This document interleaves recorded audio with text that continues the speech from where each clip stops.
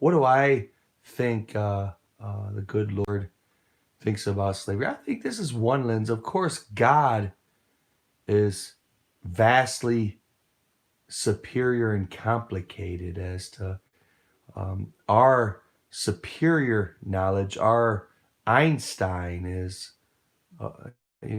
God's foolishness is above our brilliance and slavery. Is God? What is God's view on it? I think He's both for it and against it. If you look at, well, and I'll show you before you get triggered. Before you get triggered, talk to a guy in a restaurant, a cowboy type, and he talked about servitude and talked about if a man should say, "Hey, my family is ill" or something, and if he made a covenant. He says, "If you, rich man, pay my family's medical bills, I will be your slave." Right? And when he spoke that, how could I argue with that? If a man's word is not allowed to be his word, as far as um, are you allowed to put yourself into slavery in America? Well, I think the context of the whole thing is you have American standards, and let's go above that, but let's go by godly standards. If you sit there and you will yourself to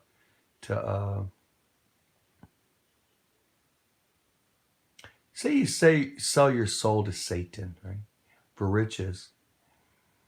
Now that's differently morally than selling your flesh into slavery to save family members from medical bills. It's morally a little different, but it's would be classified as kind of the same thing, legally.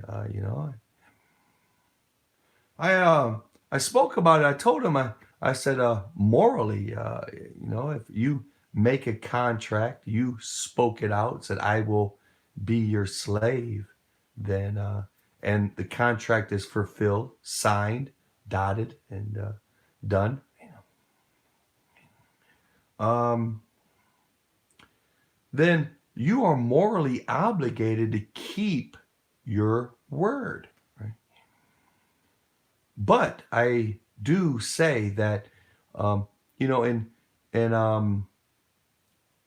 if you make a pact like that, you're a heathen, and of course, if you're a son of Satan or you're a heathen, and you make such a accord, say you selflessly say, "Look, my family medical bills are, I'll be your slave to pay them."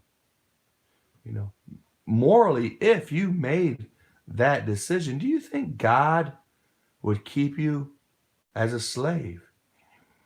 Do you think that maybe if you were that un unselfish, if you were selfless and you did that, do you think that would attract God's attention and maybe in some later years to break that very vow of a life given into slavery? You think that maybe it's possible that God could get that person born again? And again, all things have passed away and all things are new. You're a new creation in Christ once you're born again. Old covenants, when you were a heathen and not the Son of God, are done away with. You're new creation. You're not the old man. So if you make a pact like that, and when you're a heathen, you sell your soul to Satan, even that. As a heathen, well, you are already Satan's anyway. Now, God comes into your life and he says, "Look, you're mine. You're a new creation." He's done it. There was a story of a Satanist that one day slammed his knees on the ground and all his hands and his knees, begging Satan, please take my soul. I want to serve you, Satan. Hail Satan. Totally in to Satan. Well, that night, from the story I heard on the 700 Club, something like that, God came to him and had mercy on him. He says that I know what happened to you when you were young. Some older boys raped you, humiliated you, and put this hate, probably, I don't know if he went into it all, but put a hate in it for God, that he would let something like that happen to him. God knows our heart. He knows everything about it. And he touched the Satanist heart, right? And he says, hey, I'm sorry about the past. I'm going to heal your heart. He got saved. And although that night he gave his soul to Satan, he was a heavy metal singer and this and that, God had compassion on him. And believe it or not, I believe that he's a Christian today. Selling your soul as a heathen, again, when God comes into your life, he can break. All things are possible for those that believe. And if you have given yourself for various reasons, your soul to Satan, well, nothing is impossible for those that believe. And God is sovereign. And who made your soul? Did Satan make your soul, or did God? Who actually owns the souls of men? Well, now, what does God think about slavery, the other part of it, right? He's for it.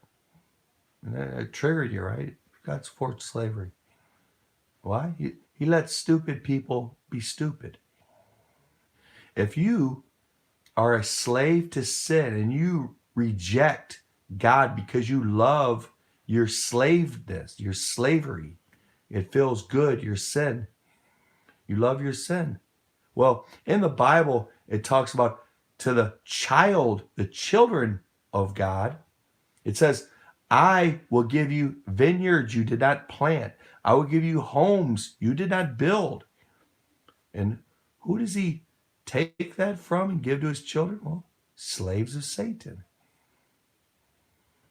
He lets them work their ass off their whole life and give that which is due to the children, the children's bread,